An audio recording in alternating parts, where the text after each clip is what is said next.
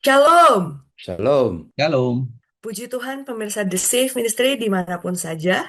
Sungguh sangat bersuka cita bisa bertemu lagi dengan pemirsa dalam channel The Safe Ministry di mana kami kaum para awam yang senang berdiskusi Alkitab melalui pelajaran Sekolah Sabat. Dan pada minggu ini pelajaran Sekolah Sabat kita berjudul Hidup Bersama Kristus. Sebelum kita mulai dengan pelajaran kita yang lebih detail lagi, kita akan bahas satu persatu kita kupas. Saya akan pimpin dalam doa. Mari kita berdoa. Bapa kami yang di sorga, terima kasih atas satu pelajaran indah yang Engkau telah berikan pada kami, bagi kami untuk bisa belajar bagaimana hidup bersama dengan Engkau. Bantu kami untuk bisa mengerti, bantu kami untuk bisa memahami segala firman-Mu, segala pesan yang Engkau ingin kami terima. Terima kasih ya Bapa, di dalam Yesus Kristus kami berdoa dan mengucap syukur. Amin. Baik, kita akan mendengarkan pengantar akan pelajaran minggu ini oleh Pak Tobing. Baik, pemirsa The Safe Ministry, minggu ini kita memasuki satu judul di mana diajak agar kita hidup bersama Kristus. Ya, kalau minggu-minggu sebelumnya Paulus benar-benar menekankan peran peran Kristus, peran Kristus dalam konsep pendamaian antara sorga dan dunia, antara Allah dan kita oleh karena dipisahkan dosa. Pada saat ini kita mulai diatur nih, diberitahu Paulus mulai memberitahu, kita bayangkan kepada orang Kristen mula-mula di jemaat Kolose, dia mulai memberi panduan bagaimana praktek hidup atau bagaimana caranya supaya kita bisa hidup bersama Kristus. Nanti kita akan melihat karakteristik-karakteristik kehidupan Kristen yang otentik, yang asli itu seperti apa sih gitu ya. Dia juga fokus menekankan pentingnya persatuan persatuan di antara orang percaya dengan dengan Kristus. Persatuan orang percaya dengan Kristus artinya kita juga meniru pola pola yang dilakukan Yesus, bagaimana Yesus itu untuk mendamaikan antara Allah dengan kita oleh karena dosa. Yesus harus mati dulu. Yesus yang hidup itu dia harus mati, disalibkan lalu dikuburkan dan dibangkitkan. Nah, nanti juga pola hidup pola hidup yang diajarkan kepada kita bahwa kita juga tubuh kita yang lama ini disalibkan bersama Kristus. Nah, nanti kita akan lihat tubuh yang lama itu apa, lalu nanti tubuh yang baru apa Lalu tubuh kita yang lama atau hidup kita yang lama itu harus mati bersama Kristus, dikuburkan bersama Dia dan dibangkitkan juga bersama Dia dan duduk bersama Dia nanti di tahta kerajaan sorga. Jadi pola itu juga nanti kita akan tiru bagaimana agar kita bisa hidup bersama Kristus. Jadi kalau dalam satu minggu ini fokusnya ada dua hal besar, yaitu bagaimana kita sebagai orang percaya yang murni, yang sejati, kita diminta adalah menjadi orang yang sudah mengganti pola pikir duniawi. Nanti kita diajarkan nih pola pikirnya orang Kolose dulu itu seperti apa. Maka Paulus mengajarkan begini loh pola pikir surgawi.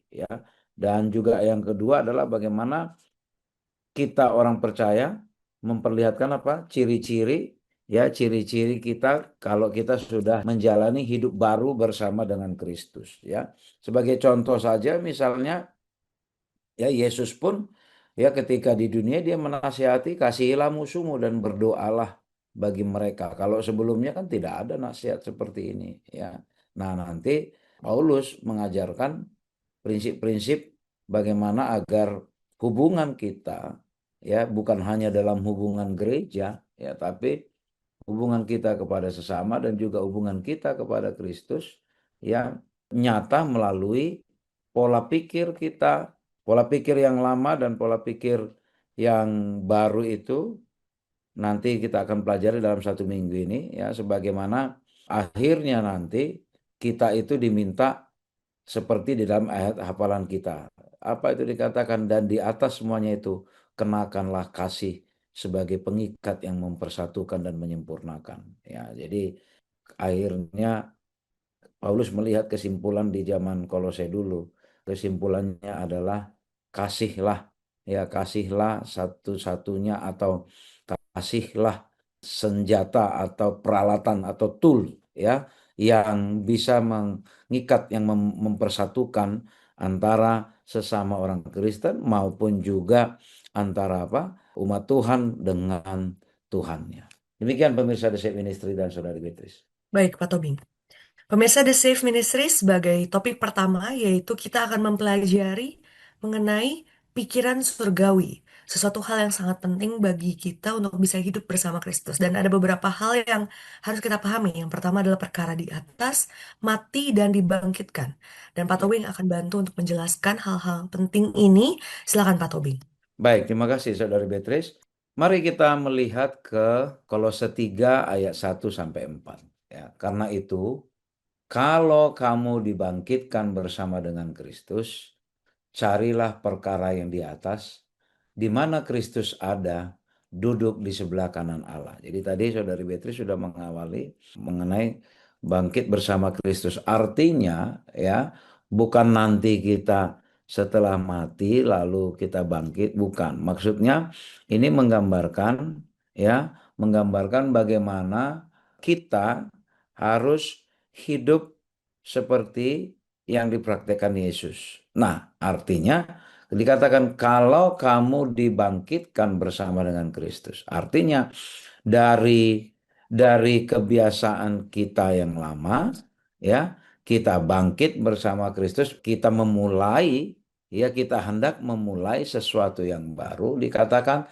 carilah perkara yang di atas, di mana Kristus ada duduk di sebelah kanan Allah. Artinya biarlah perhatian kita tertuju kepada apa? Tertuju kepada hal-hal yang sorgawi. Ya, pikirkanlah perkara yang di atas, bukan yang di bumi. Maksudnya, biarlah apapun yang kita pikirkan, apapun yang kita lakukan, biarlah itu sebagai sebuah, kalau dalam bahasa sederhana mungkin seperti tabungan ke sorga, ya, dalam bahasa ekonomi investasi, ya, investasi kita ke sorga, ya. Jadi kalaupun kita lakukan apapun yang kita lakukan di dunia ini, yang diharapkan, ya, yang diharapkan oleh Paulus diajarkan kepada kita bagaimana kita, ya, bagaimana kita bisa melakukan hal-hal yang sesuai dengan kehidupan di sorga. Sebab kamu telah mati dan hidupmu tersembunyi bersama dengan Kristus di dalam Allah. Kenapa dikatakan begitu? Sebab kamu telah mati. Kita belum mati secara harfiah. Tapi sebagaimana kan minggu lalu sudah diajarkan bagaimana kita menerima Kristus, ya, menerima inisiatif atas jalan pendamaian yang dilakukan, maka disitulah kita sudah dianggap kita sudah mati dengan pola hidup kita yang lama, ya. Sebab kamu telah mati katanya dan hidupmu tersembunyi. Artinya apa? Kita dahulu yang adalah budak dosa, ya, sudah mati dan hidup kita disembunyikan. Artinya hidup kita ini sudah dibungkus oleh Kristus, ya, melalui kematiannya. Nah, apabila Kristus yang adalah hidup kita, ini kan dikatakan Kristus adalah hidup kita, menyatakan diri kelak, kamu pun akan menyatakan diri bersama dengan Dia dalam kemuliaan. Jadi kita diminta apa? Kita diminta agar kita memikirkan hal-hal yang kekal, ya, hidup bukan yang hidup hanya sementara untuk bertahan hidup di dunia, bukan. Memang kita secara realistis pada saat ini kita ada di dunia, tetapi hubungan kita dengan Allah, ya, di mana terkait dengan proses pendamaian yang Allah sudah lakukan, kita sudah dinyatakan mati terhadap dosa dan bangkit bersama dengan Kristus. Kalau kita sudah mati terhadap dosa dan bangkit bersama dengan Kristus, maka yang kita pikirkan adalah apa? Yang kita pikirkan tentu harusnya hal-hal yang berhubungan dengan surga. Nah, tapi Paulus nanti, ya, Paulus mengajarkan kepada kita nanti bagaimana caranya, ya, atau hal-hal apa saja yang kita harus tinggalkan dari kehidupan dunia ini, Lalu apa yang kita harus perbarui di dalam kehidupan yang baru setelah kita bangkit dari dosa-dosa kita. Demikian pemirsa The Safe Ministry dan Saudari Beatrice. Baik, Pak Tobing. Melanjutkan dari topik sebelumnya, di topik kali ini adalah mengakhiri keduniawian, yaitu tadi setelah kebangkitan harus mengakhiri keduniawian. Pak Fajar, apa yang Paulus mau tekankan bagi kita untuk kita tidak lakukan lagi dan kita tinggalkan? Silakan Pak Fajar. Ya, terima kasih Beatrice dan pemirsa di Save Ministry. Sebetulnya apa sih yang kita harus akhiri ya dalam kehidupan kita ini ya? Di pelajaran hari Senin itu apa yang dimaksud dengan mengakhiri keduniawian? Memang begitu banyak ya slogan yang mungkin kita pernah dengar, perdamaian ya, seluruh dunia, akhiri perang, kemudian pelucutan senjata nuklir dan lain sebagainya. Itu semua adalah slogan-slogan yang yang jangka pendek ya. Tapi ada, Beatrice, slogan yang menunjukkan kepada jangka panjang ya, yaitu kehidupan kekal. Kenapa kita tidak mengakhiri sesuatu demi untuk kehidupan kekal nanti? Nah, ini apa? Apa yang dimaksud oleh Rasul Paulus mengakhiri keduniawian? Tetapi justru kita memikirkan hal-hal yang kekal ya. Mari kita coba baca dalam Kolose Kolose 3 ya. Kolose 3 ayat yang 5-6. Ini bagus sekali ya. Namun sebelumnya saya akan baca Kolose 3 ayat 4. Kolose 3 ayat 4. Apabila Kristus yang adalah hidup kita menyatakan diri kelak, kamu pun akan menyatakan diri bersama dengan Dia dalam kemuliaan. Ini janji daripada Kristus. Karena itu, ayat yang kelima ya, matikanlah dalam dirimu segala sesuatu yang duniawi, yaitu percabulan, kenajisan, hawa nafsu, nafsu jahat, dan juga keserakahan yang sama dengan penyembahan berhala. Ayat yang keenam, semua itu mendatangkan murka Allah. Dalam kurung, atas orang-orang durhaka. Murka terhadap siapa? Terhadap orang-orang durhaka yang melakukan segala sesuatu hal yang duniawi. Ya, seperti tadi percabulan, kenajisan, hawa nafsu, nafsu jahat, dan juga keserakahan. Nah, kenapa Rasul Paulus itu menekankan kepada jemaat yang ada di Kolose? Dan kita tahu ya, jemaat Kolose ini ya masih bayi ya. Dan mereka juga dipengaruhi oleh budaya-budaya Yunani ya. Banyak sekali penyembahan berhala. Mereka justru mengagungkan dewa-dewa. Merubah mindset, pemikiran orang tersebut kepada kebenaran kehidupan kekal itu tidaklah mudah. Bagi Rasul Paulus memang sih agak ekstrim sekali ya. Di situ dinyatakan semuanya itu mendatangkan murka Allah. Artinya apa? Kalau ini tidak dilakukan, ada satu konsekuensi yang diterima oleh orang yang melakukan kejahatan itu tadi, Beatrice, yaitu murka murka Allah yang akan menjadi bagian orang-orang durhaka. Nah, kita tahu ya budaya dari Yunani ya. Kalau kita lihat, jadi dunia percabulan pada zaman itu sangat marak sekali. Oleh karena itu, Rasul Paulus itu menekankan kepada jemaat Kolose ya. Coba tinggalkan itu, hal-hal duniawi nggak ada, nggak ada manfaatnya gitu ya. Tidak ada manfaatnya. Jadi memang itu budaya ya, budaya. Tapi bagi Rasul Paulus, ya kalau bisa, ya matikanlah. Jangan terlalu memfokuskan ke hal-hal yang itu ya. Ada satu peristiwa yang terjadi di situ ya. Nah, ini contohnya saya coba mengambil satu kalimat ini. Bagaimana mereka bisa mencemarkan tubuh mereka? Yang pertama, karena mereka itu menolak mengakui Sang Pencipta, ya Tuhan itu sendiri, dan juga melalui hawa nafsu yang mereka hina. Ini yang paling utama. Sebab istri-istri mereka menggantikan persetubuhan yang wajar dengan yang tidak wajar. Rupanya Rasul Paulus menekankan kepada pasangan-pasangannya yang ada di Kolose ini ya mungkin sangat marak sekali ya peristiwa di situ ya. Mereka menggantikan persetubuhan yang wajar dengan yang tidak wajar. Artinya harusnya itu suami dan istri terjadi persetubuhan yang tidak wajar, istri dengan mungkin ya wanita dengan wanita, pria dengan pria.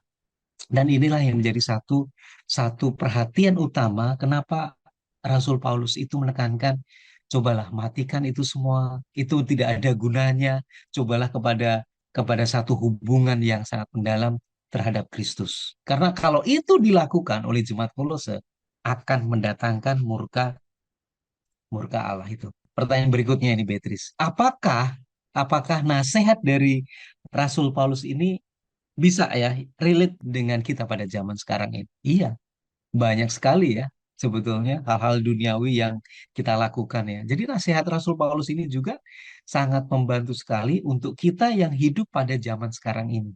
Sangat berhubungan sekali. Dan pelajaran yang bisa kita ambil, bagaimana kita bisa mengakhiri semuanya, hal-hal yang duniawi yang tidak mendatangkan ya, mendatangkan kesehatan dalam tubuh kita, tidak mendatangkan sesuatu yang positif dalam kehidupan kita. Segala sesuatu itu bisa kita tinggalkan dan kita hidup bersama-sama dengan Kristus. Demikian Beatrice dan pemirsa The Safe Ministry. Baik, Pak Fajar. Selanjutnya, masih dalam kitab Kolose pasal 3, kita akan membahas mengenai diperbarui dalam pengetahuan. Apa artinya ketika kita menjadi manusia baru di sini Paulus katakan dan pengetahuan apa yang akan kita dapatkan? Silakan Pak Tobi. Baik, jika panelis Saudara Fajar sebelumnya sudah menekankan supaya matikanlah ya keduniawian yang lama itu, ya beberapa terkait di sini masalah percabulan, kenajisan, hawa nafsu, penyembahan berhala. Nah, sekarang kita diberitahu ya bagaimana caranya ya. Lalu kita coba baca di Kolose 3 ayat 6 sampai 11. Semuanya itu mendatangkan murka Allah. Ya, dahulu kamu juga melakukan hal-hal itu ketika kamu hidup di dalamnya. Dahulu ya. Jadi dulu kamu melakukan hal itu, oke lah, nggak apa-apa ya gitu ya. Tapi sekarang katanya, tetapi sekarang artinya Paulus memberi satu starting point ya, starting point yang sangat baik.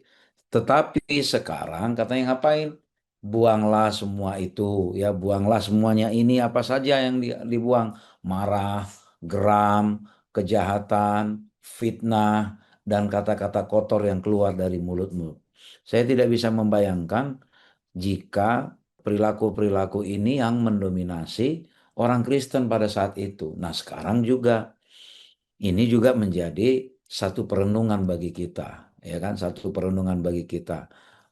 Masa ya Allah sudah ambil inisiatif mati ya melalui Kristus mendamaikan kita ya, mendamaikan kita kepada Allah oleh karena dosa. Masa iya kita masih menghidupkan hal-hal yang seperti ini ya. Jadi marah, geram, kejahatan, fitnah, kata-kata kotor. Tapi memang ya kita harus akui ada kabar buruk juga bagi kita. Kita tidak jarang juga mendengar berbagai macam hal ini terjadi di gereja ya, di antara sesama orang Kristen, kata-kata kotor, fitnah. Nah, lalu ayat 9, jangan lagi kamu saling mendustai. Nah, berarti ini kan kalau dikatakan saling mendustai ini udah saling tipu menipu ini kan.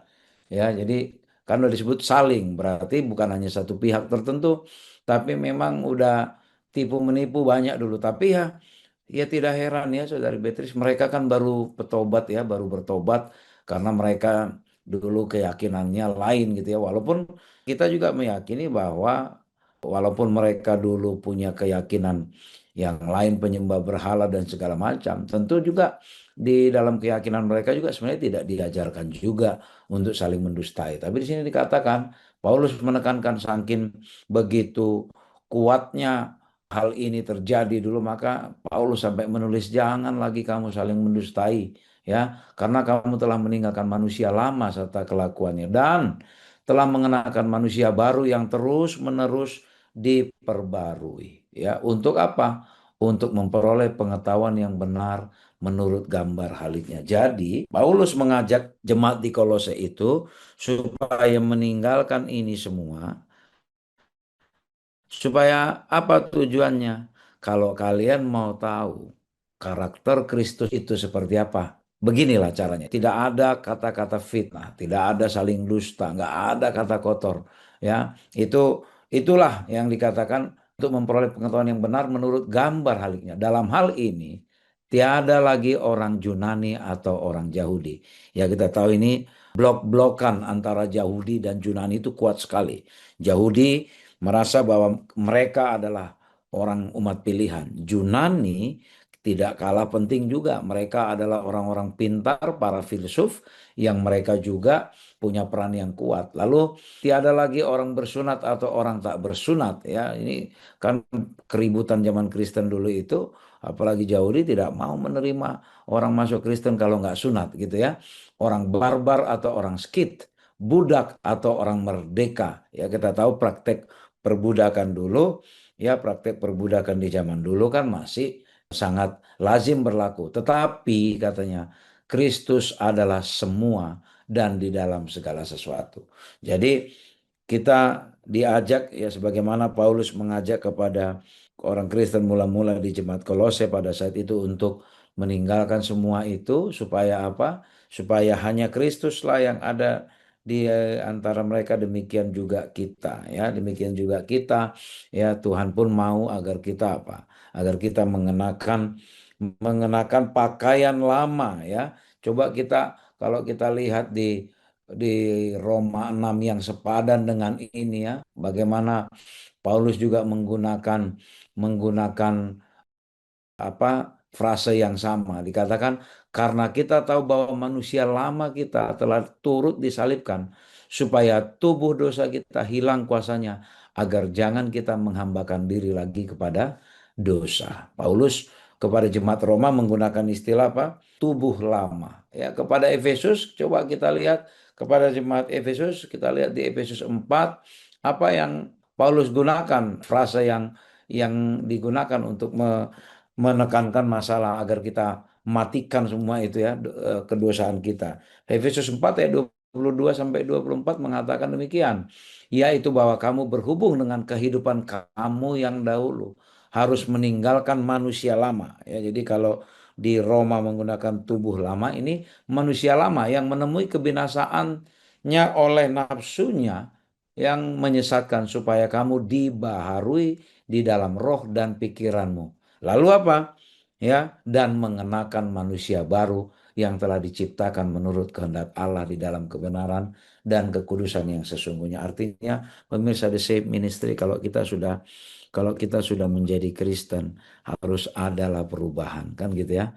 Kalau kita sudah menjadi Kristen harus adalah perubahan. Kalau tadinya ngomong kotor, kasar, fitnah, aduh itu biasalah.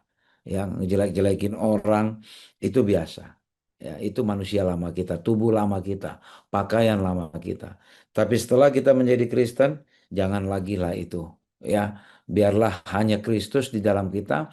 Bagaimana supaya Kristus di dalam kita? Yaitu tidak ada lagi. Ya, tidak ada lagi masalah kata kotor, fitnah, kecabulan, ya hawa nafsu.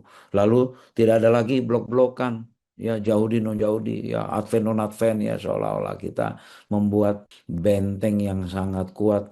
Ya kalau kita Kristen Advent itu lebih eksklusif dibanding yang lain, bukan seperti itu. Justru ketika Yesus menerapkan pola hidup Kristen, dia berbaur dengan semua orang, ya dia menerima semua orang, ya dia tidak mau seperti orang Yahudi yang bermusuhan, ya selalu secara sosial bermusuhan kepada orang apa, orang Samaria. Ya dia tidak mau seperti itu. Tapi kita pakailah manusia ciptaan baru ya. Ciptaan baru menggambarkan apa? Menggambarkan pertobatan. Biarlah kiranya hal yang sama, dinamika yang sama yang dialami oleh jemaat Kolose itu juga kita alami ketika kita sudah benar-benar menerima Kristus sebagai korban yang mendamaikan itu, sehingga pola hidup kita pun meniru seperti pola hidup Kristus. Demikian Saudari Beatrice dan pemirsa di Save ini.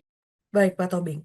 Selanjutnya, kita akan mempelajari mengenai karakter kehidupan baru. Ditekankan di sini ada 8 karakter yang harus kita miliki ketika kita sudah menjadi manusia baru. Karakter apa saja itu dan mengapa itu menjadi karakter yang sangat penting, Pak Fajar? Iya, bagus sekali pertanyaan dari Saudara Beatrice ya. 8 karakter atau sifat apa yang mesti kita kembangkan, mesti kita hidupkan dalam dalam kehidupan kita sebagai umat Kristen. Nah, kita tahu bahwa Rasul Paulus itu juga menekankan satu kehidupan yang lama pindah kepada kehidupan yang baru ya. Dalam arti bahwa hidup kita yang gelap itu berpindah kepada kehidupan yang sangat terang ya, sangat terang. Paulus mengalihkan hal-hal yang positif dari yang semula itu negatif menjadi hal yang positif, dari semua yang gelap itu menjadi terang karena kita itu sebagai orang-orang pilihan Allah atau sebagai umat pilihannya Allah. Seperti halnya dengan bangsa Israel ya, ketika bangsa Israel itu ditawan di Mesir, kemudian dipanggil keluar ke tanah perjanjian, mereka itu dinyatakan oleh Tuhan sebagai umat-umat Allah itu sendiri. Nah, bangsa Israel rohani seperti halnya kita, itu tuh dipanggil oleh Tuhan untuk menyatakan hal-hal yang positif dan hal-hal yang terang. Dan apa sih karakter kehidupan yang baru yang didorong oleh Rasul Paulus ini? Tadi dinyatakan ada 8 ya, 8 sifat atau karakter yang bisa ya kita terapkan dalam kehidupan kita. Mari kita coba baca dalam Kolose 3 ayat yang ke-12 dan ayat yang ke-14. Karena itu sebagai orang-orang pilihan Allah ya, atau umat Allah yang dikuduskan dan yang dikasihinya. Kenakanlah belas kasihan, satu itu ya, kenakanlah belas kasihan, kemurahan, kerendahan hati, kelemah lembutan, dan kesabaran. Sabarlah kamu seorang terhadap yang lain, dan ampunilah seorang akan yang lain. Apabila yang seorang menaruh dendam terhadap yang lain, sama seperti Tuhan telah mengampuni kamu, kamu berbuat jugalah demikian. Dan di atas semuanya itu, kenakanlah kasih sebagai pengikat yang mempersatukan dan yang menyempurnakan. Jadi, kalau 8 karakter atau 8 sifat yang ada dalam diri umat pilihannya. Jadi ada satu kategori yang dinyatakan kalau kita mengaku sebagai umat Tuhan, itu paling tidak minimal ada 8 sifat, yaitu belas kasihan, kemudian kemurahan, kerendahan hati, kelemah lembutan, kesabaran, sabar terhadap yang lain, saling mengampuni, dan memiliki kasih. Itu ada 8 tuh ya. Dan semuanya itu adalah kasih yang mengikat itu semuanya. Sifat-sifat ini sebetulnya mencerminkan akan karakter daripada Allah itu sendiri, sehingga kasihnya itu mengikat kita sebagai yang mengaku dirinya sebagai umat Tuhan dan mengampuni kita. Ya, tentunya Rasul Paulus pasti juga akan melihat ya, jemaat yang baru, Kolose gitu ya. Mereka mungkin ya, saya senang sekali tadi ya. Jadi hal-hal yang banyak yang diributkan antara orang Yahudi dan non-Yahudi atau orang Yunani itu banyak sekali terjadi blok-blok ya tadi ya seperti yang disampaikan oleh panelis saudara Elvin ya. Ya mungkin mereka saling saling ya mencoba untuk mendominasi di dalam jemaat itu sendiri. Bahkan mungkin apa yang terjadi pada zaman dulu ya sejarah akan berulang pada zaman sekarang ini ya. Saling sikut menyikut, blok-blokan satu sama lain, kesukuan dan lain sebagainya. Itu tuh tidak tidak heran ya ada di dalam jemaat kita sendiri. Tapi Rasul Paulus menekankan kembali ya, 8 sifat ya, karakter kehidupan sebagai manusia yang baru yang sudah dipanggil oleh Tuhan, yang sudah keluar dari kegelapan menjadi terangnya yang ajaib, yaitu berbelas kasih, kemurahan, murah hati ya, kemudian rendah hati, saling merendahkan diri, gitu kan. Kemudian roh lemah lembut, sabar, sabar terhadap yang lain, saling mengampuni. Nah, ini saling mengampuni dan memiliki kasih yang luar biasa ya. Maka hubungan kita dengan orang lain akan jauh lebih baik karena sifat-sifat kedelapan sifat tadi ya yang kita hidupkan dalam kehidupan kita ini.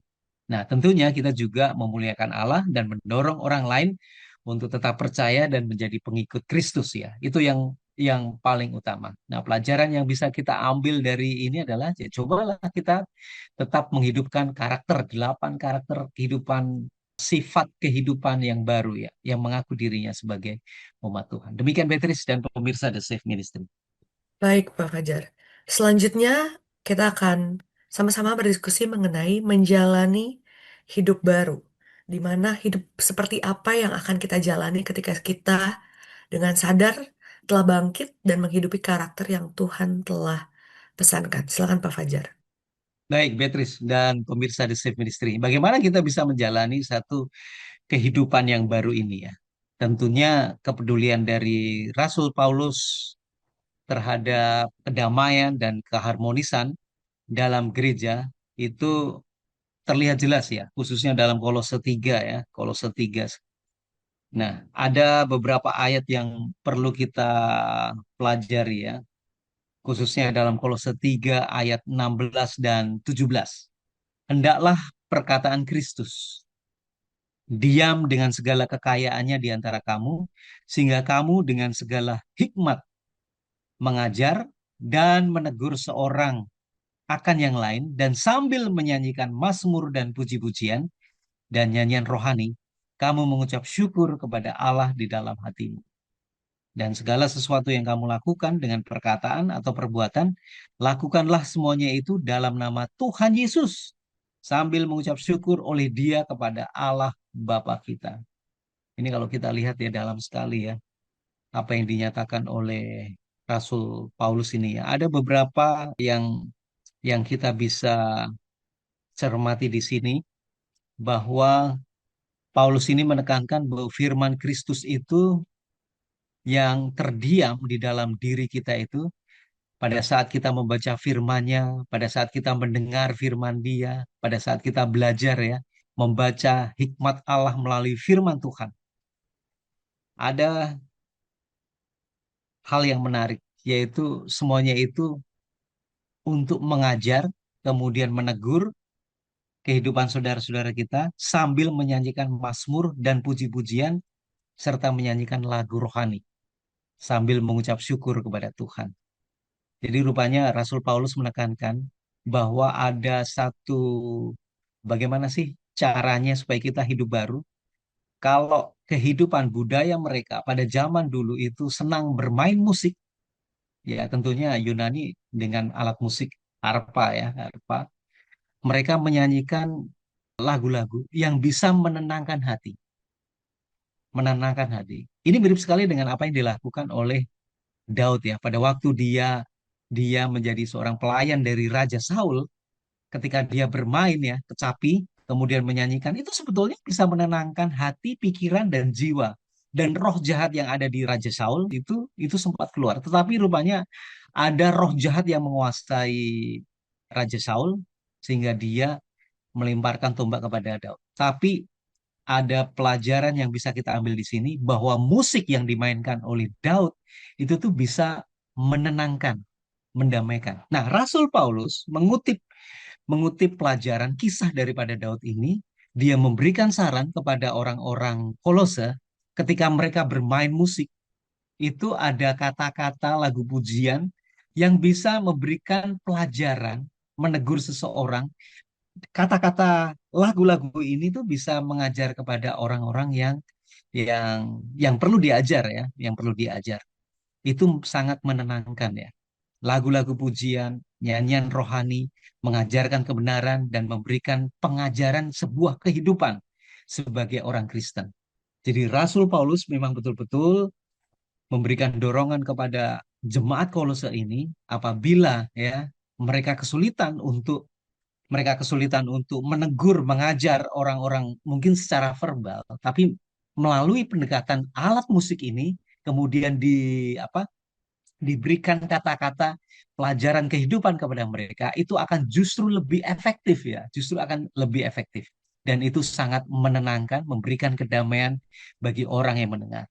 Nah, pengaruh musik atau kecapi daripada Daud yang menenangkan Raja Saul tentunya dapat mengurangi rasa kecemasan, mengoptimalkan otak, memberikan relaksasi, mengurangi rasa sakit, mendorong untuk memberikan interaksi sosial. kepada satu sama yang lain.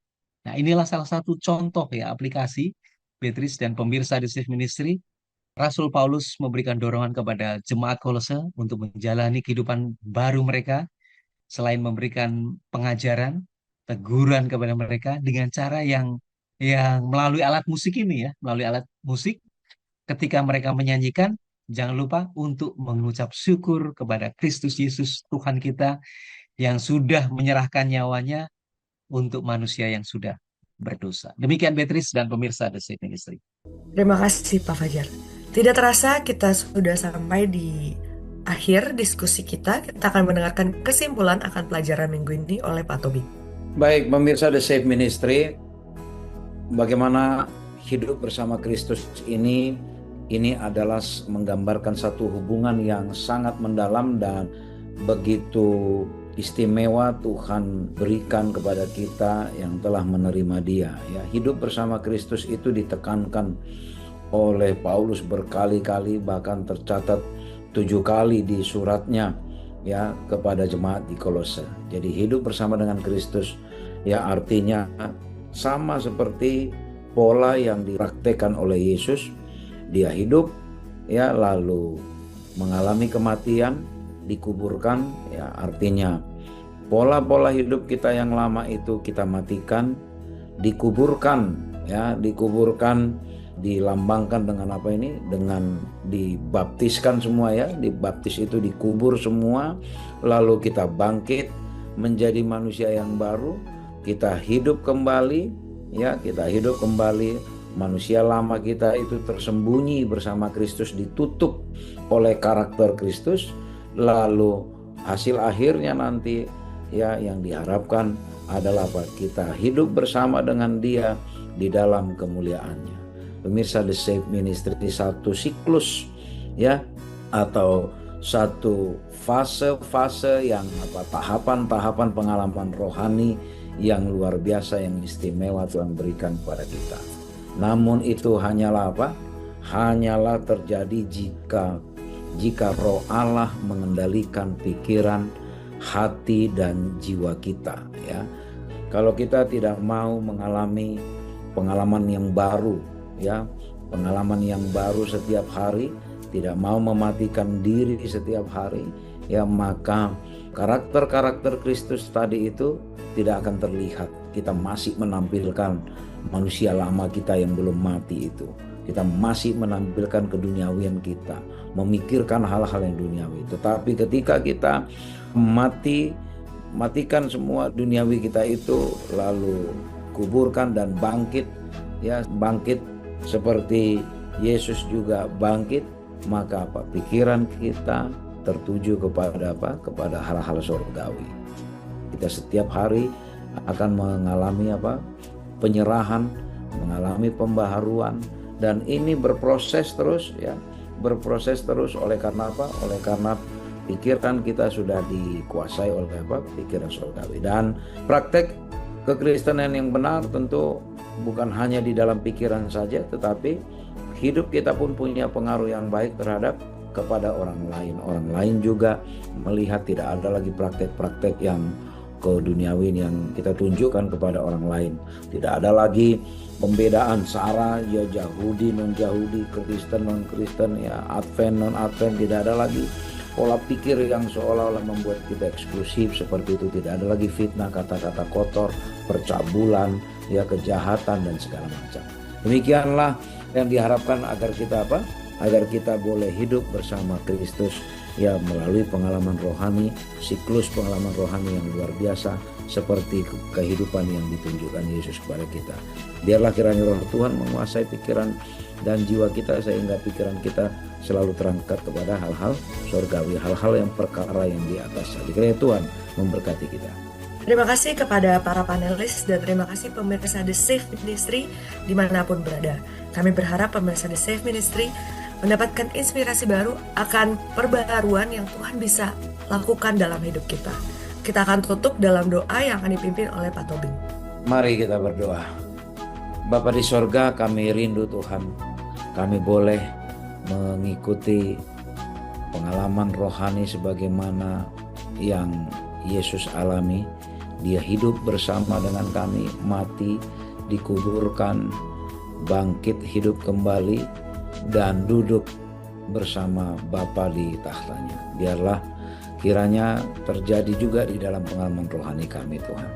Biarlah hidup kami yang lama mati, kami kuburkan Tuhan dengan kekuatan Roh Kudus-Mu, dan kami bangkit menjadi manusia-manusia baru, pakaian yang baru, tubuh yang baru, yang nyata melalui kehidupan karakter kami Tuhan, tindakan kami, perkataan kami, dan tentu kami rindu Tuhan boleh Engkau tempatkan di kerajaan sorga, hidup bersama dengan Engkau di dalam kemuliaan-Mu. Kami rindu ini Tuhan. Biarlah pertobatan setiap hari, penyerahan diri setiap hari boleh kami alami Tuhan. Melalui pertolongan Roh Kudus, biarlah ini boleh terjadi di dalam hidup kami. Terberkatilah pemirsa The Safe Ministry bersama dengan kami, agar kami juga mempraktekkan ini dan orang lain di sekitar kami juga merasakan kehidupan yang baru yang sudah kami tunjukkan oleh karena kami hidup bersama Kristus. Mohon ampun kami akan pelanggaran dan dosa yang kami perbuat Tuhan, di dalam nama Yesus kami berdoa. Amin. Amin. Puji Tuhan atas satu pelajaran yang telah memberikan satu semangat baru bagi kita untuk kita jalani sepanjang minggu ini, dan satu komitmen bagi kita untuk bisa menjadi manusia baru yang layak untuk tinggal bersama dengan Tuhan. Kita juga mengingatkan kepada pemirsa The Safe Ministry untuk tidak lupa langganan di channel The Safe Ministry, suka dengan video kami, dan juga bagikan kepada orang-orang sekitar. Sampai bertemu di pelajaran berikutnya. Tuhan Yesus memberkati kita semua. Shalom. Shalom. Tuhan memberkati.